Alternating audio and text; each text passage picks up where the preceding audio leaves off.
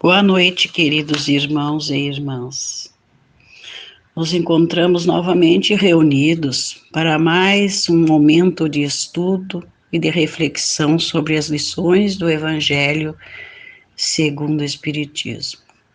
Inicialmente, pedimos assistência dos bons espíritos, nossos anjos guardiões, para este momento. E que em todos os lares que estejam ligados a este Evangelho possam receber do mundo espiritual fluidos benéficos de muita paz e de muito esclarecimento. Que o amor esteja sempre presente em todas as nossas ações. E é com muito amor que iremos ver hoje a continuidade do capítulo 4 do Evangelho segundo o Espiritismo.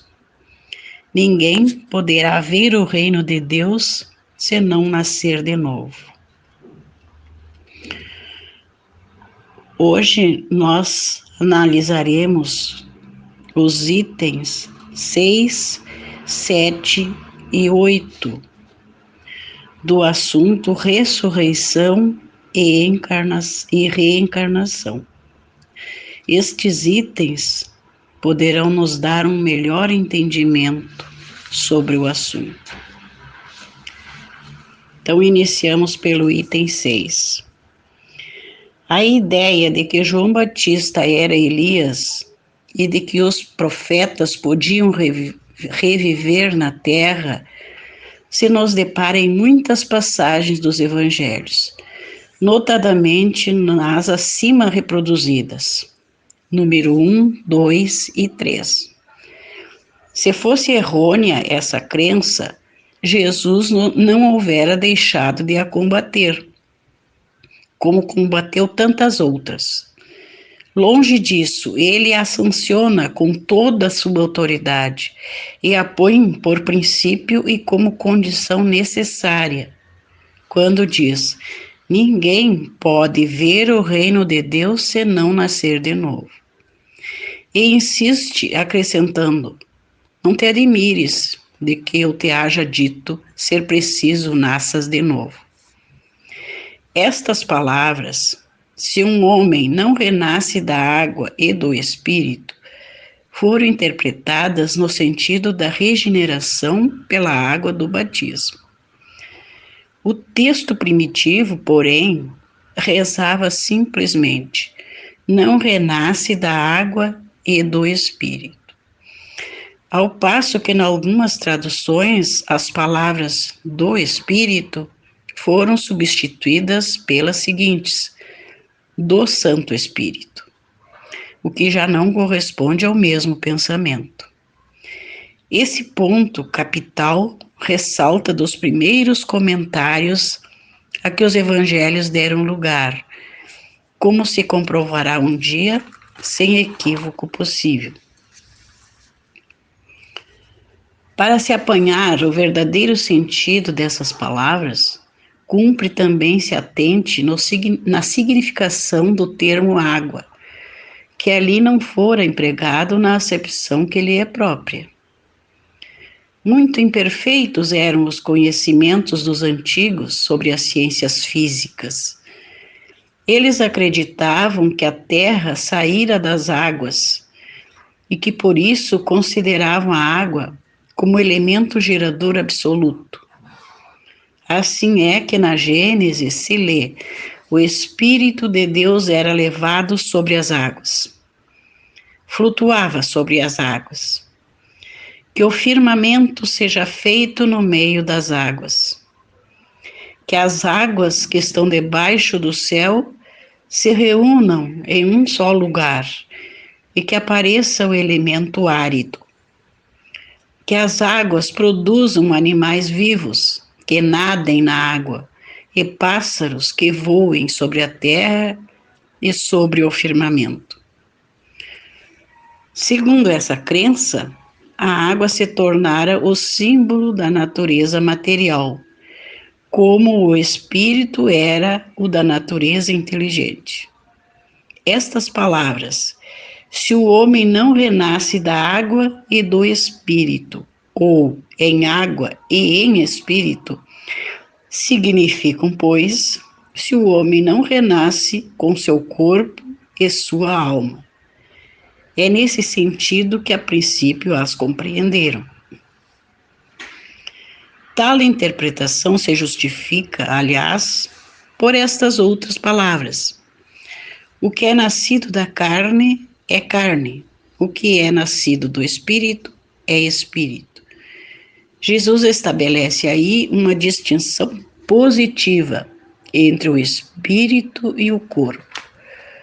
O que é nascido da carne é carne, indica claramente que só o corpo procede do corpo e que o espírito independe deste. Então, vejamos então, meus irmãos, pela leitura destes itens, nós percebemos que os antigos judeus acreditavam, ainda que de maneira vaga, na reencarnação. Isto é, eles acreditavam que o homem poderia viver de novo, porém não sabiam como isso poderia acontecer. E usavam o termo ressurreição para o que o Espiritismo chama de reencarnação. Refletindo sobre esses dois termos, nós entendemos que ressurreição é a reanimação de um corpo já morto, é voltar à vida no mesmo corpo, o que a ciência comprova ser impossível. Já a reencarnação é a volta à vida do mesmo espírito, mas em um outro corpo, criado especialmente para ele. É nesse sentido que consideramos as palavras de Jesus verdadeiras quando diz: é preciso que nasças de novo. E esta outra: ninguém pode ver o reino de Deus se não nascer de novo. Ao dizer isso, era da reencarnação que ele falava. E observemos bem a expressão ninguém, como aqui está posta. Ela quer dizer que todos os homens, sem exceção, terão de passar pelo processo das reencarnações sucessivas até chegar à perfeição, ou seja, ao reino de Deus.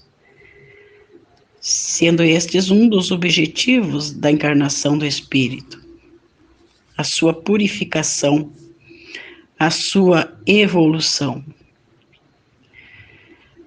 Agora analisemos esta afirmação de Jesus. Se o homem não renasce da água e do Espírito. Aqui a água representa o elemento material. O homem deve renascer em corpo, em matéria e em espírito. Por falta de uma melhor interpretação, os homens da época incorporaram o hábito da água ao batismo. Tanto que ao tempo de Jesus, o batismo era realizado nas águas dos rios. E ainda hoje esse costume se conserva em algumas religiões. Outras usam a água de forma simbólica na cerimônia do batismo. Talvez o verdadeiro sentido das palavras de Jesus, quando falou isso, não tenha sido bem compreendido pelos homens da época. Até porque os conhecimentos de então não eram muito avançados para entender essa forma alegórica que Jesus tinha de falar. A ciência ainda era pouco desenvolvida. E certas coisas não eram bem entendidas. Ficavam na dependência da interpretação de cada um. Devido ao conhecimento de que os primeiros seres vivos devem ter surgido na água, esta tornou-se o símbolo do elemento material, gerador de todos os outros, assim como o espírito é o símbolo da natureza inteligente. Penso, caros irmãos, que é nesse sentido que devemos interpretar as palavras de Jesus.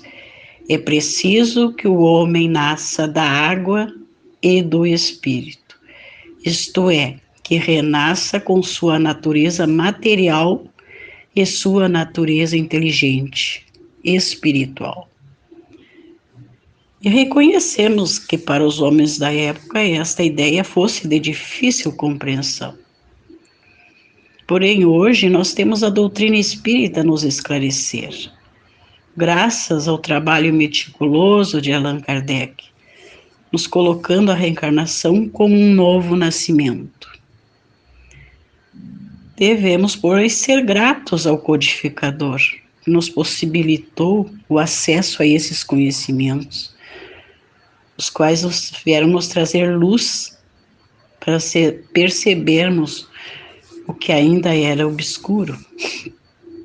E é claro que cada um vai entender esse processo de acordo com o seu nível de adiantamento, mas também da sua boa vontade, do seu esforço em aprender.